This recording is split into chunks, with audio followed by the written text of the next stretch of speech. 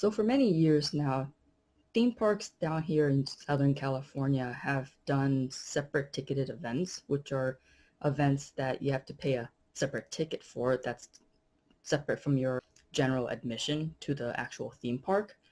And we have three theme parks down here that do special events on like an annual basis. We have Knott's Berry Farm, Universal Studios Hollywood, and of course Disneyland. But for decades, those special events were mostly catered to Halloween. Knott's has Knott's Scary Farm, Universal Studios Hollywood has Halloween Horror Nights, and then Disneyland has Mickey's Halloween Party. And that's been the norm for a few decades. I've been to all three, and they're okay. Universal Studios and Knott's, they basically just do specialty foods, merchandise, and scare mazes. But Disneyland, they're a bit different in that they cater to a more like younger audience. So not only do they do specialty merch and foods, they also do trick-or-treating in the park. You also have access to like the rides that you generally do during the day. And then you also have access to a special Halloween parade. And then they also do a special Halloween fireworks. So it's this whole bundle. So I feel that out of all three of these Halloween events, I feel Disney does have a better value for your buck because not only do you get the fireworks and the parade, but you also get like Haunted Mansion because Mickey's Halloween Party used to take place or did take place at Disneyland. So you got this whole package of trick-or-treating and Haunted Mansion and the fireworks and the parade. And you also got to see Mickey and his friends in their Halloween outfits, in addition to being able to see like all the Disney villains from across Disney lore. So it really was a really good package deal compared to like Universal Studios Hollywood and Knott's Berry Farm. And then in 2018, everything changed because Disney started its very first Disneyland After Dark event, which is basically their very first like non-Halloween event. And it debuted with Throwback Night, which is basically an officially sanctioned Dapper Day or Dapper Night. So for those of you who are not familiar with the Disney fan base, Dapper Day is an unsanctioned Disney event made by Disney fans in which you come into the park dressed in your Sunday best as if it was 1955, the opening day of Disneyland. And you basically just go around enjoying your day as if it's the opening day of Disneyland. And for many years, Disney fans have done that, going to the parks. And it's unsanctioned, but Disney does allow people to like cosplay in that way. They didn't have like special foods or anything, but Disney recognized that. It was Dapper Day and Gay Days where like it's all made by Disney fans, but Disney allowed them to come into the parks and do their things. So for Disney to do Disneyland After Dark, which is an officially sanctioned Disney version of like Dapper Day, it was like a big thing. I think after that happened, like Dapper Day pretty much faded out because it's like, oh, if Disney's gonna run their own event, like why should we take the time to like do it ourselves? Which is kind of sad because I don't think they've ever done Throwback Night again. Because they've done 90s night, they've done 80s night, but I don't think they've ever brought back Dapper, like the Throwback Night. So 2018 was the start of separate ticketed events that were not Halloween centric. Because Knott's and Universal was still doing like the Halloween stuff, but Disney was just like, okay, there's money to be made out of this market that's not for Halloween. And so they continued with like Sweetheart Night, that's every like February for Valentine's Day. 2018 was also the last year for Mickey's Halloween Party because starting 2019, Mickey's Halloween Party became replaced with Oogie Boogie Bash. And I feel Oogie Boogie Bash is a big downgrade because not only did they move it from Disneyland to California Adventure, you now were paying more for Oogie Boogie Bash, but you're losing out on like the fireworks, Haunted Mansion, and I mean, yeah, that's basically it. The Haunted Mansion and the fireworks, because California Adventure did used to have Tower of Terror, but now that's Guardians of the Galaxy. So basically, California Adventure has like no Halloween-centric ride. So that pretty much brings down the experience. And of course, like there's no fireworks.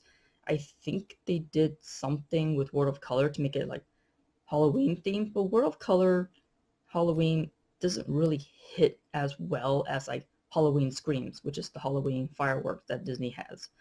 So yeah, I feel yeah, they still have the trick or treating and then they still have characters walking around, but now they're like meet and greets, so they have like characters set in like certain spots for people to like go through, and they kind of like redesign the trick or treating around it.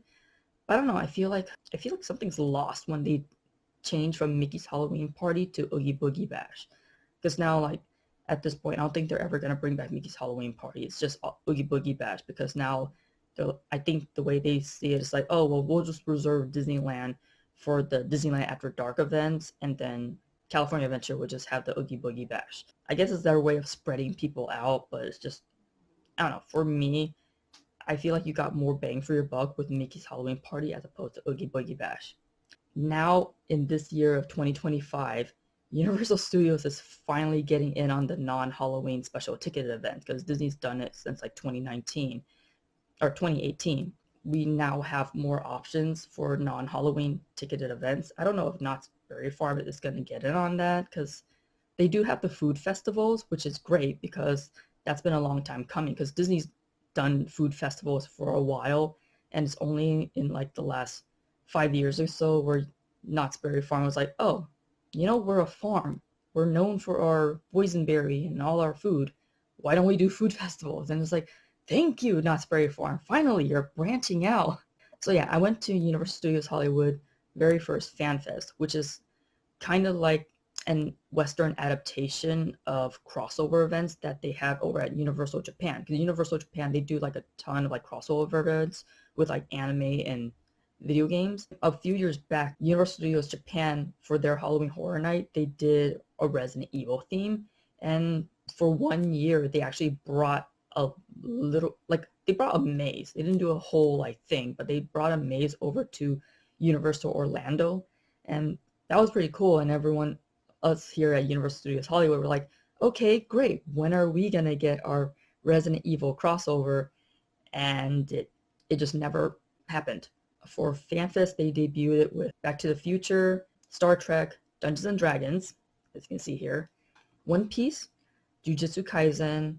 They also added Wicked at the last minute because I think they had like a lot of leftover food and merch from the Wicked promo from the recent movie, and they were like, well, let's add a Wicked meet and greet and just like try to like push some of that stuff out.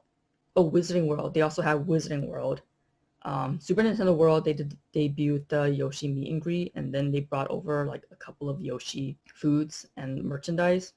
Back to the Future, Star Trek, D&D, Wizarding World, Super Nintendo World, Jujutsu Kaisen, and One Piece. So that's like 7, and then Wicked. So that's like 8 properties that they decided to bring over to Universal Studios Hollywood as for the debut of FanFest. And the pricing wasn't too bad. It's like a little under like $80, which by now Disneyland After Dark is like past $100. So I mean, give and take, because Disneyland, you do get access to the rides and stuff for their Disneyland After Dark compared to FanFest, where Universal Studios Hollywood is a smaller park. There's not as much rides, so there's not like a lot of options. But I mean, I'm there for the cosplay because I feel like Universal, they really should bank on the cosplay community because FanFest is basically the only time you can come into the park in cosplay.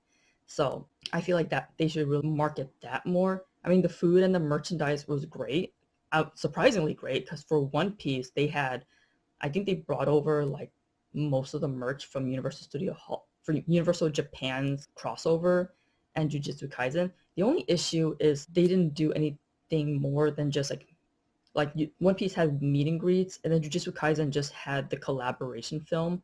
But the problem with that was like the collaboration film wasn't dubbed in English, so I think it lessened the experience for those of us here in Universal Studios Hollywood.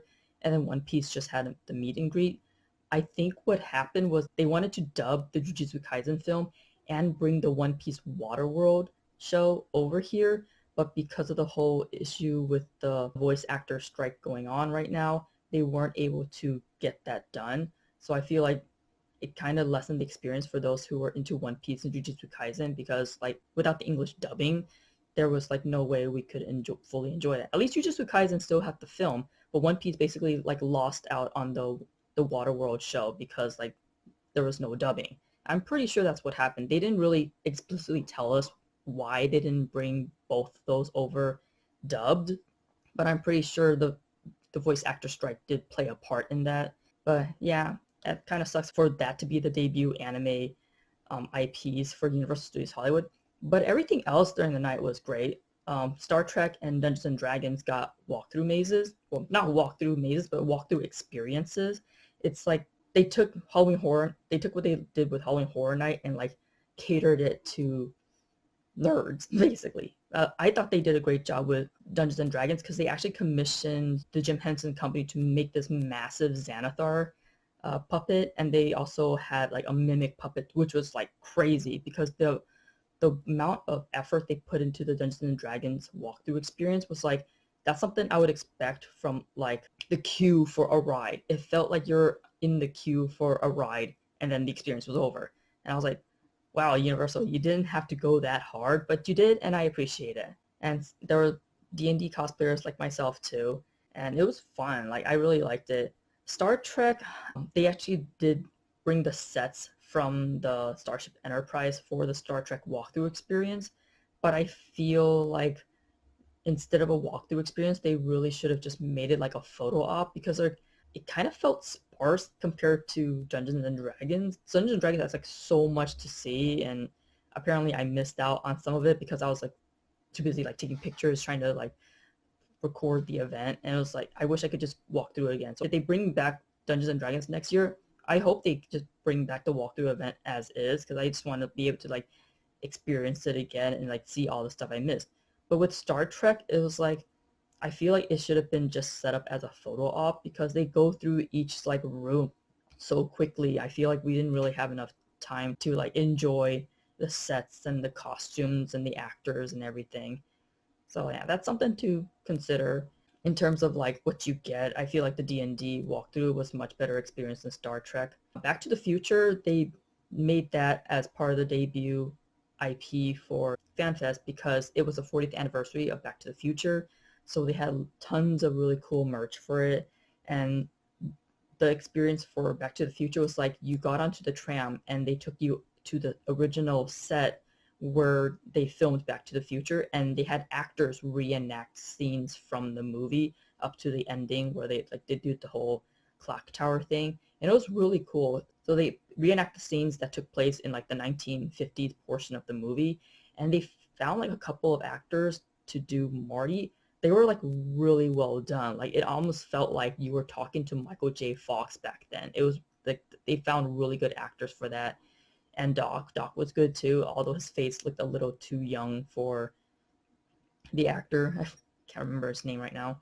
And then they brought the DeLorean, so you had a photo op with the DeLorean, and then you got to like see the actors reenact scenes from the movie. It was like really cool. I feel like they did a really good job with Back to the Future. The only issue was like you had to get on the tram to get to it, and then you had to wait for the tram to like go back to the park. So you're basically losing out on an hour of your night at FanFest by just doing Back to the Future. But the rest of the night was fine. Like the event goes from like 7 p.m. to 2 a.m., which is way longer than Disneyland After Dark. Disneyland After Dark only goes from like 8 p.m. to like 1 a.m. So like Universal gives you like 2 extra hours to enjoy everything. And my friends and I barely got to enjoy everything. We missed out on the magical creatures at Wizarding World. We did do the 3-course meal at Wizarding World, which is like fine. I liked it. I kind of wished I had spent more time in Wizarding World because I usually want to do Dungeons and Dragons in Wizarding World. That was like my deal with like fantasy. But my friends wanted to experience everything else during the event, so we're like, okay, fine. It didn't rain, but it misted. So I think that delayed the magical creatures for Wizarding World because we tried to hang around as long as we could to like see them, but because it was misting, I feel like Universal didn't want to risk damage to the puppets and the animatronics. So I think they waited till like the misting let up halfway through the night, and we just missed out on it. There was also a sci-fi and fantasy group meetup at like 1 a.m. that I really wanted to do, but because we were stuck in Back to the Future towards the end of the night. I missed out on it. So, well, I saw other D&D cosplayers, but it was like, what happened was my friends and I were on the escalator going down to lower lot, and then I heard someone shout, "Elf!" And I turned around and I saw this group of elves going up the escalator. So like I'm going down, they're going up, and I was like, "No, my people."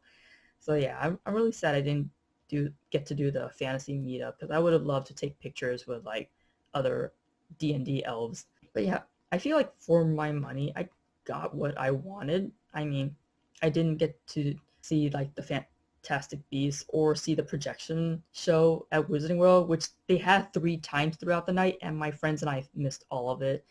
But I mean, I don't mind doing this again next year. I honestly had more fun going to FanFest than going to Disneyland After Dark, because Disneyland After Dark, they don't really allow cosplaying. Like they let you like do Disney bounding, which is like you can wear an outfit that resembles a character, but you can't actually dress up as the character.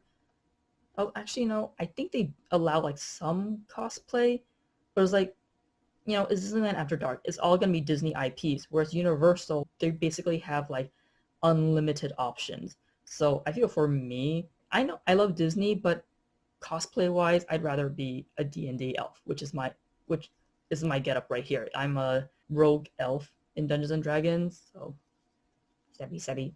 So for me personally, I would prefer FanFest, because with FanFest they'll be able to like expand to all the different IPs. There's like the possibilities are limitless, whereas Disney is really only catered to Disney IPs, which they do have a lot. It's not just Disney. They have Marvel, Star Wars, and Pixar. I think FanFest does have the potential to not overthrow Disneyland After Dark, but just like provide a rival alternative for people who aren't into Disney, but they want to like do something different that's not based on a Disney IP. So I feel FanFest for the first year, I think it's a success. I hope they bring it back because I think it'll be perfect for Universal to have FanFest and Halloween Horror Nights just every year, just so they can offer something to everyone. The merch offerings actually were pretty good, except for Jujutsu Kaisen. I feel like those fans probably got shafted, but it's like there's not much you could do with the IP. Wicked, I mean, they had the Wicked promotion for the movie, so that doesn't really count. Back to the Future, they had the Marty jacket, so it was great because when you take the tram down to the Back to the Future set, they actually tell you like, oh, try not to cause any paradoxes, and then you go there and you see the Marty actors, but then you also see everyone else cosplaying as Marty, so there's like so many orange vests everywhere, and I'm like, will the real Marty please stand up? So it's cool in that regard, where it's like the cosplaying actually played into like the whole paradox and time shift thing. And yeah, Star Trek, I didn't really see a lot of Trekkies. They did do like the Quark's Cafe, which looked good. I mean, I thought the food and the drinks looked good too.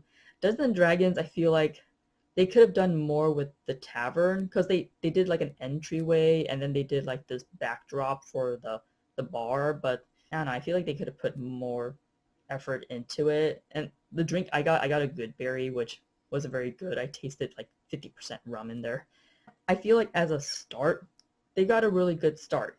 I think for staple IPs, they should keep Star Trek and Dungeons and Dragons, because those are two sci-fi and fantasy IPs that you can really do a lot with them, given like the way they do storytelling. Like you can do shenanigans with them, or you can do like serious stories with them. It's like the possibilities are endless. So I hope they keep Star Trek and D&D as staple IPs, and they like rotate all the other IPs out as the years go by. Because I think they might be considering like other Warner Brother properties like Lord of the Rings, which I'm like, yes, but also what are you gonna do for like merch and food? Because even with D&D, like all they did was like alcoholic beverages and like snack foods. It's like there's not really much to Dungeons and Dragons food wise. Merchandise wise, I thought it was great. I got this really cool, I think it's supposed to be like a dice bag. Because what was it? Because when you unravel it, let me unravel it. Yeah, it shows like a map of Waterdeep, and it's really cool because it says Universal FanFest 25. So I was like, okay, this is a keeper. Not only is it really themed to themed very well to Dungeons and Dragons. He also got like a little keepsake for FanFest, and then here's the zipper for dice or whatever, pencils. Yeah, it's I thought the merch was really cool. They also had like this potion flask that you can get, but that thing was like $45. I was like, this is really like tough glass that you can't break, because for that price point, that should be like really like durable glass.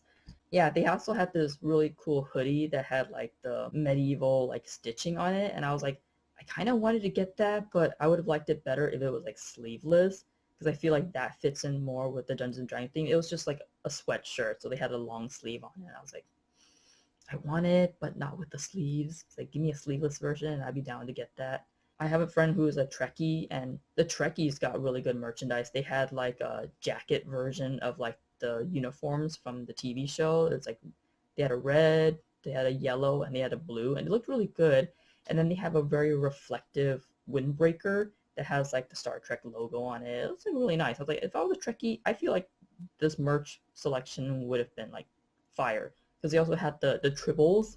The tribbles were like the magnetic creatures that you see like a lot of theme parks are doing now is like the shoulder characters. But with tribbles is like it actually works perfectly with Star Trek, because now you can like put bunches of tribbles all over your body and just reenact that one episode.